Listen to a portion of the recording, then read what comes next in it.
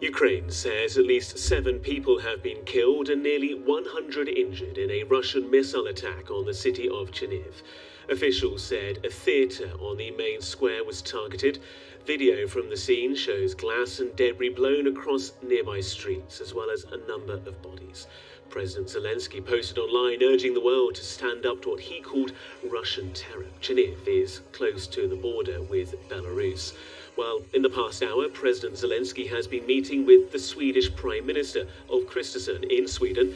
He gave an update on the situation in Chernihiv. Our bright city of Chernihiv.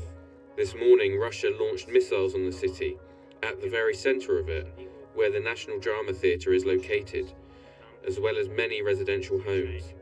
There were many people in the theatre at the time. There were many people at home too.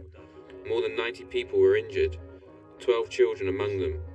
They were just taking a walk on the central square with their parents.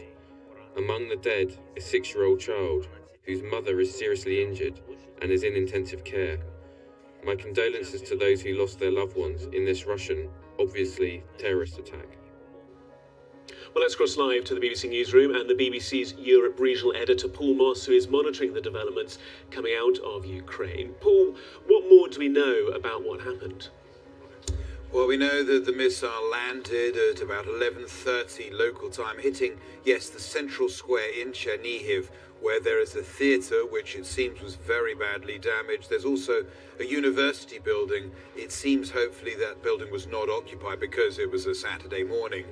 And there were also reports that people were queuing for church and that many of those were among those who were the casualties of this attack. I have to say that the number of injuries is going up all the time. The latest we've heard now from the Interior Minister in Ukraine is that it's 110 people injured, with some of them very seriously injured. We heard about a 12-year-old girl who was so badly injured they couldn't treat her in Chernihiv, and she's been racing in an ambulance towards Kiev. There was also, as you mentioned, a 6-year-old child amongst those who were killed, descriptions of bodies lying around, and we do think it was a ballistic missile that caused this attack. That's what we've heard from the regional governor. In other words, not shelling and not a drone attack. Is there any indication, Paul, as to why the city was targeted? Well, we do have some idea, but I want to stress this is very much speculation. A BBC reporter who's arrived on the scene has been told that there was an exhibition going on of drones and that senior Ukrainian military figures were among the guests. Now, I want us to address, we're not sure of that, and we don't know if that's why Russia chose to target Chernihiv at this time. Russia, of course, likes to claim that it only targets military people. It says it never deliberately targets civilians, despite the huge number of civilians who've been killed since Russia attacked Ukraine. Paul Moss, for the moment, thank you so much. Well, the Russian President Putin has paid a visit to Rostov-on-Don, the city which has become the headquarters for its military offensive in Ukraine. Video footage showed him arriving at night and being greeted by the country's military chief. It's the first time Mr. Putin's been to Rostov since it was briefly the site of that mutiny by the mercenaries from the Wagner Group. A statement from the Kremlin said only that he'd heard reports from Mr. Krasimov of the progress on what it refers to as the special operation in Ukraine. Well, let's stay with Ukraine now, because Kiev has welcomed the White House's decision to allow both Denmark and the Netherlands to send American-built fighter jets to Ukraine. They'll be delivered once Ukrainian pilots have finished their training to fly them. The US and its allies had previously ruled out providing F-16s to Ukraine, fearing it would lead to further escalation with a nuclear-armed Russia. Ukraine is believed to have dozens of combat aircraft, but mostly MiGs, all dating from the Soviet era, and the country is currently badly outgunned by Russia in the air.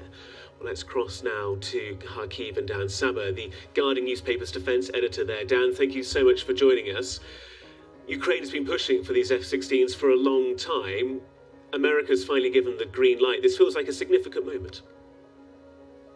Well, it's a significant moment. It's also been a very long time coming. I think Ukraine's wanted frankly, to be able to match Russia's dominance in the air from the beginning of the war. You know, Russia's got a far larger and a far more capable air force.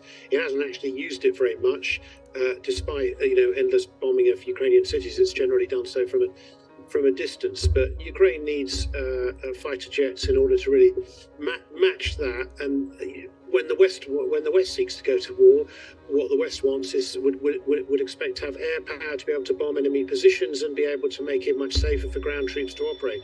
Ukraine's not had that, and that's made it very difficult. Ukraine's now had a lot of Western weapons of other kinds, artillery, tanks and so forth, but one of the reasons you see this World War One style, sort of near World War One style stalemate on the ground, if you like, or near stalemate on the ground, and Ukraine struggling to make progress in the counteroffensive, is a lack of air power. So yes, it wants the jets, but the question is, when will they come? And it could be a long time yet, because pilots need to be trained, and there seems to be an emphasis on pilots learning English before they're trained, even though some of these pilots know English. It's the ground crews they want to learn English as well. So we might not be talking about F-16s coming to Ukraine until possibly next summer, although everyone will want to make it quicker than that. You mentioned there, Dan, about the near stalemate on the ground with these offensives and counter-offensives. To what degree do you think, once they finally arrive, like you say, these F-16s could alter the balance of power and the situation on the ground?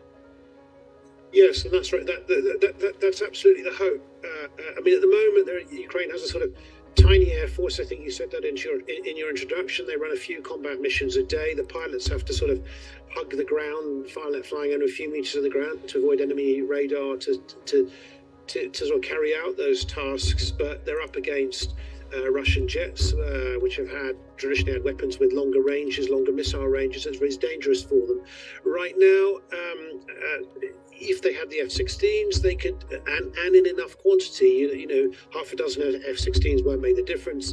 You'll need a couple of dozen really would start making a potential difference. They could use it in a very targeted way against the Russians and potentially shorten the war. And what Ukraine badly needs now is to show momentum on the battlefield, and that's what these jets can potentially do. Dan Saber from The Guardian newspaper, the defence editor there, thank you so much. Thank you.